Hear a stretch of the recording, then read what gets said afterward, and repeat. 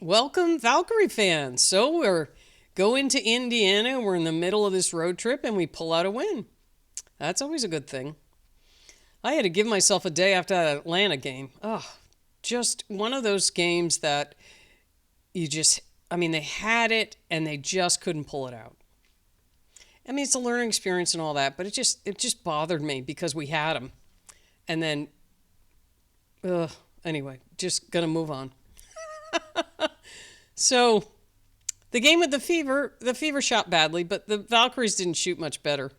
I think it was like the Valkyries shot like 37%. In the game we lost in Atlanta, we shot, I think, 42%.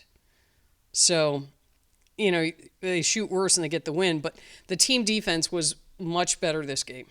Much better. If we had had this team defense against Atlanta, we would have got the win there too. So the Valkyries end up winning 80-61. And the Fever started out ahead. They pulled out to an early lead, and then the Valkyries closed it by down to 2 points by the end of the first quarter. And then the Valkyries put their foot on the gas in the second and outscored them 20-9. And then also outscored them 23-19 and then 16-10 in the fourth. So this was what frustrated me about the Atlanta game was every time Atlanta made a run, we didn't come back and then push, keep making baskets to keep ourselves ahead. This time, every time we were ahead, and every time Indiana had a push, they got it down to 5 points. I think that was in the third quarter. But then we came right back and then, got some stops and hit some hoops. And, that's the difference. That's the difference between a win in this game and a loss in Atlanta. So, let's see. Team rebounds. I was interested in that when I was looking it up. So the Valkyries had 47 rebounds. 37 of those were defensive rebounds and 11 were offensive. The Fever had 36. And they were like 29 defensive and 7 offensive. And that may be due to the shooting percentages, but the Fever shot 30% from the floor, 22% from three. So when those miss, you're going to get rebounds. The only one who shot, well, let's see, who shot halfway decent on the Fever? Timpson. Timpson was the only one that was over, let's see, I see a lot of 30s and 20s. She was 55%. Yeah, and she played 19 minutes, so they're giving her more playing time. She's a great athlete. You can see she's got a lot of potential. Let's see here. So Kate Martin, she was 2 for 7. She didn't shoot as well as she did. Actually shot pretty well against Atlanta. 5 points for her. Kayla Thornton had 18. She didn't shoot well, though. I mean, she shot okay from 3. She was 4 for 10. But overall, she was 4 for 15, which is only 26%. So I don't know what's going on there. But she had 8 rebounds, 2 assists. Temi Fagbenley had 8 points. They still need to catch her on the cutter. Sometimes they get her the ball too late. She had 5 rebounds. She's more of, containing the other center. She's really good defensively, and she's so quick. I just wish she would be more aggressive. When she gets the ball, she always looks to pass. And what was funny is right before Eurobasket started, she actually started doing that. She would get the ball and drive to the hoop or, put it back up instead of looking to pass first.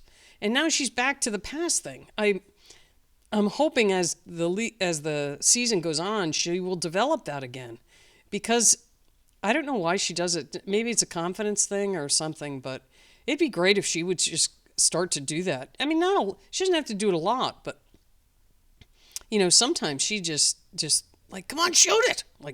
You strangle her. Just shoot the ball. Tiffany Hayes, 22 points. Oh no, she had 6 points. That was her plus minus. I'm reading here, but 6 turnovers again. She's got to get better on the turnover thing. That's weird. Her plus minus is 22 and she had 6 turnovers. Usually that'll put you in the negative. But she shot 3 for 6 from the field, 50%, and she had 8 rebounds. So, and then Burton, another good game. She, I pointed out in the Atlanta game that she had, she was 3 for 4, and then she just stopped shooting. This time she kept shooting. So good. That's a good thing. If she's hitting, give her the ball, let her shoot. Jeez. It worked out well this time. 21 points. She had 8 rebounds, 6 assists. She was, it's really hard for a point guard to get a double-double or a triple-double. But she was only a few away there. So, anyway, good for her. She was 5 for 6 from 3, 4 for 6 at the foul line, which that's bad for her. She usually makes every shot. And she was 6 for 7 overall. I'm glad to see Carla late, the late show. Once she gets rolling, we're in good shape. But this was her first game back. And then, early in the game, she got picked off, and down she went again. I thought, oh my God, this woman is getting her body just, I don't know. I see her get hit, and she's a tough little, guard, but she was out for, 5 games or something, and we need her. Anyway, she had 5 points. She was 1 for 6 from the field. 5 of those were threes that she missed. But she'll get it. She's got to get her rhythm back and everything. And then Monique Billings, 5 points. She was 2 for 4 from the floor. She only played 11 minutes. They gave Salon more time. They're trying to get her implemented more. But she's shooting those line drive jump shots, which were going in before. I wish she would put some more arc on her shot, and her shooting percentage would go up. But she was 2 for 11, 18%. And, before the Eurobasket, she was hitting a lot of shots. And just, I guess it's just, getting her back in the flow again. Because if we get Carla going, and we get Janelle going, and Zandalicini, I don't know why she didn't play, but she's a great three-point shooter. I'm not sure why she wasn't in the game. And Stephanie Talbot didn't play either. But they got Amir in there, and she had a couple really nice drives to the hoop. She does that really well. She has that big, long stride. And just one dribble, boom, boom, and she's at the hoop. So she had 4 points. She was 2 for 3. She played 9 minutes. Chen got in the game. She had 2 hoops and a 3. Well, one of them was a 3. So she had 5 points. And then Salon had 4. So, we got the win. And it was a really fast-paced game. Both teams were running up and down the court. And normally Indiana's good at that, but I don't know if they match up well with Golden State.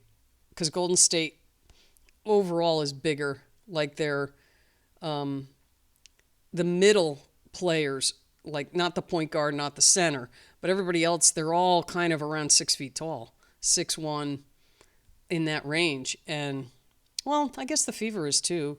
Lexi Hull is 6 feet tall, and Caitlin's 6 feet. Kelsey Mitchell's 5'8".